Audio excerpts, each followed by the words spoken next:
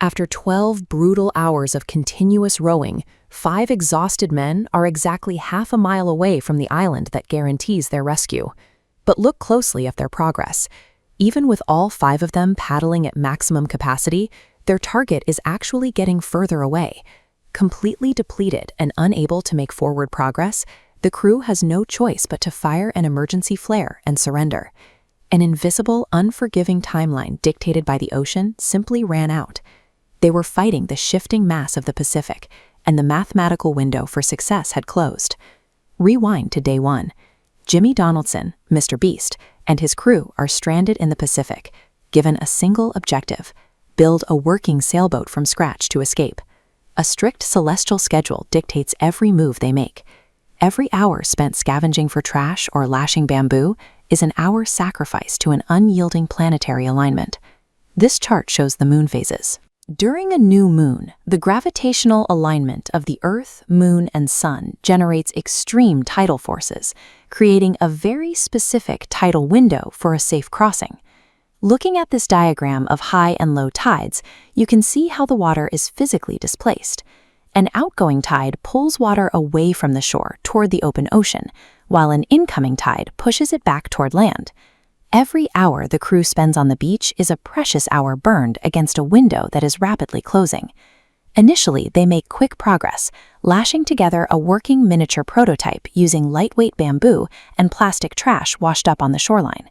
To scale it up, they run into the strict physics of buoyancy. Supporting the combined weight of 5 men, roughly 1,000 pounds, requires them to scour the jungle for 4 specific, intact, sealed blue barrels. The island's environment immediately attacks them. Searing heat and the early signs of heat stroke drastically slow down their construction. Despite the delays, they manage to construct skegs, fins attached to the bottom of the craft to keep it pointed straight, and rig a traditional Polynesian-style crab sail on their dual hulls to catch the wind. They successfully engineered a functional vessel out of garbage. But the physical toll cost them days of crucial time, leaving them with an incredibly narrow window to make the crossing. The launch is a success.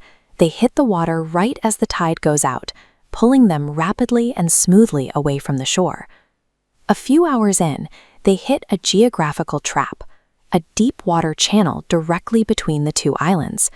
This funnel creates a massive cross-current.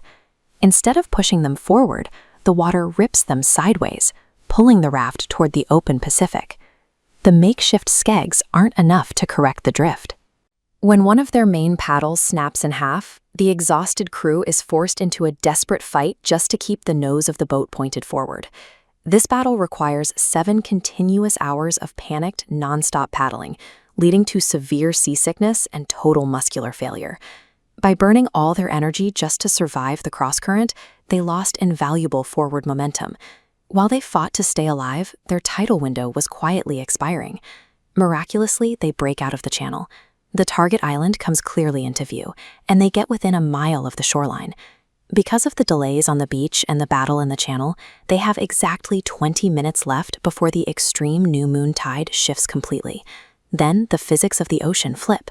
The massive volume of water that was acting as a tailwind instantly reverses, slamming into the front of the raft as a headwind. 5 grown men rowing with every ounce of strength they have left simply cannot output enough physical force to outmatch the shifting mass of the entire ocean. They hit an invisible wall in the water. It is the exact mathematical moment where sheer human effort is physically incapable of moving forward. The crew helplessly watches the island slide further away into the distance, leaving them with no choice but to fire their emergency flare.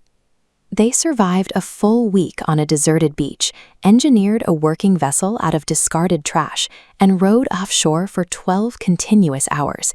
Yet that massive output of labor was entirely neutralized because they missed the optimal oceanic window by just 20 short minutes. Human willpower, teamwork, and clever engineering are incredible tools for survival, but they can never outrow the strict, unyielding celestial clock of the Earth.